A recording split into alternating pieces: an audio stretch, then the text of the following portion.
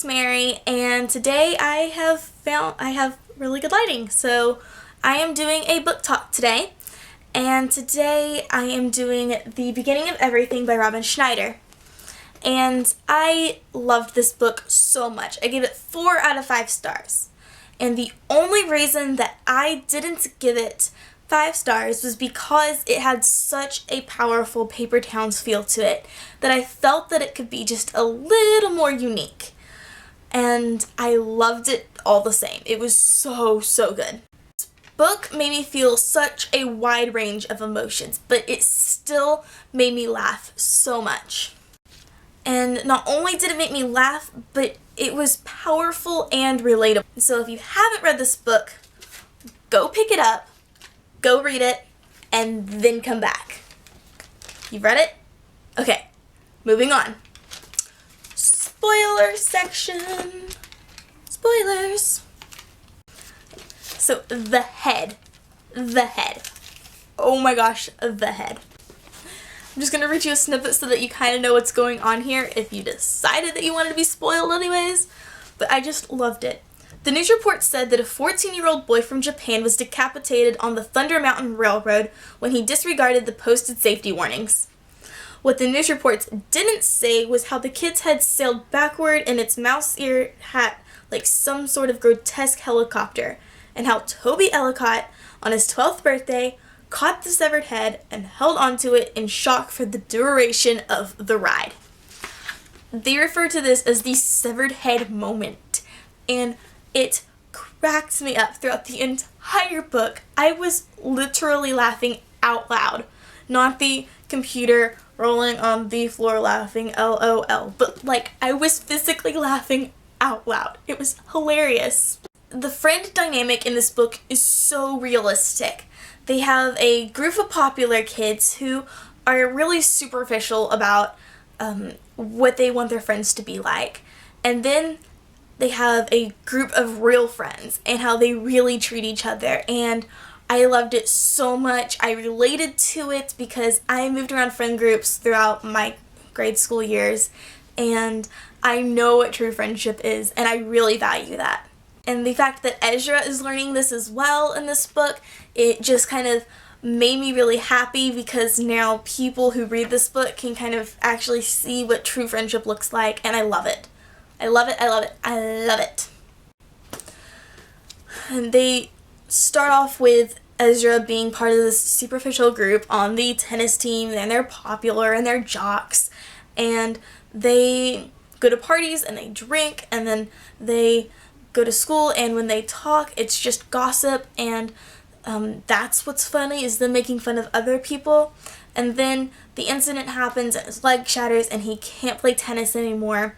And so when he transfers friend groups and he goes to the group who's in the debate team, it is astonishing the difference of it. And Robin Schneider just shows the juxtaposition between these two friend groups so well.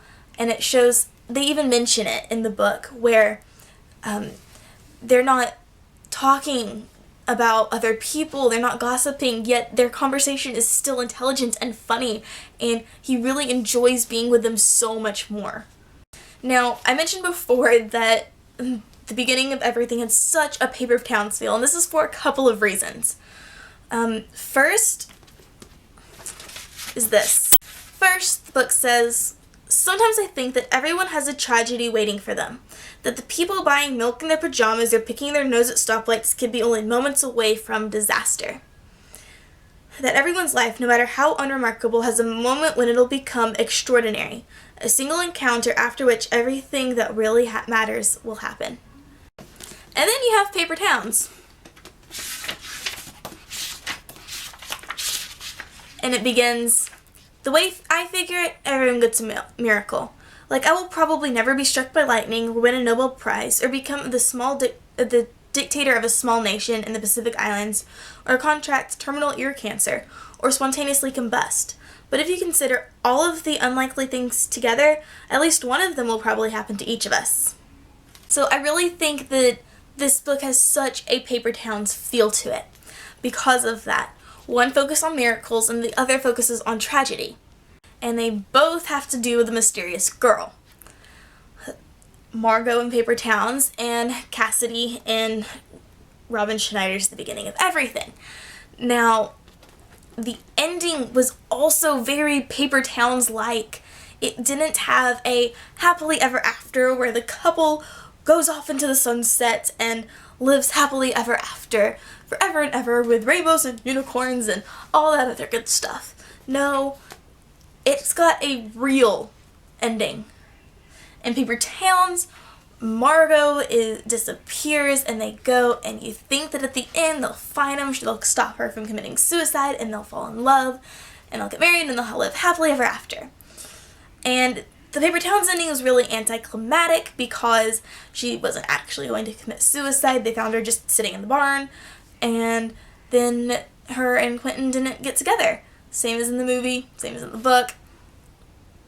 And then in this one, they did date for a little while, and it was really cool, and you were really anticipating their happily ever after.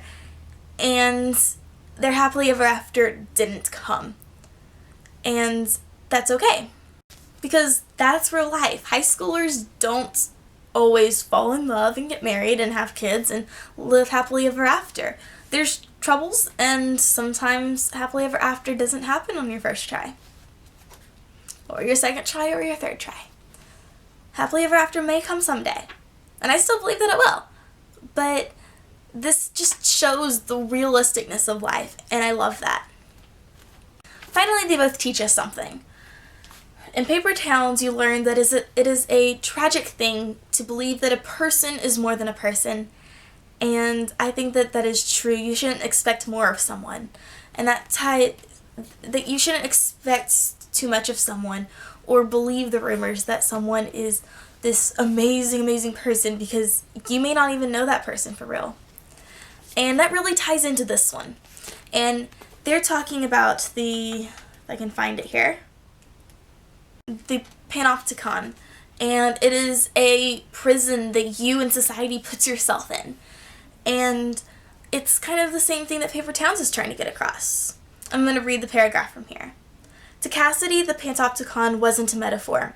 It was the greatest failing of everything she was, a prison that she had built for herself out of an inability to appear anything less than perfect. She also ghosted on, in relentless pursuit of escape, not from society, but from herself. She would always be confined by what everyone expected of her, because she was too afraid and too unwilling to correct our imperfect imaginings. And I think that that is very, very powerful. And last about this book is it had a twist ending, and I loved it. And I sort of saw it coming, but not until right before they revealed it. And that was the fact that Cassidy's brother, who died in a car accident, actually was the one who ran over Ezra's leg, putting the entire spiral of them meeting into motion. It was amazing. And if you haven't read this book, I totally just spoiled it for you, but go read it anyways. So that's it for this video. If you liked it, give me a thumbs up. Leave a comment down below telling me if you liked this video, or if you liked this video, or if you've read the book and you liked it. That's all the time we have for today. Bye!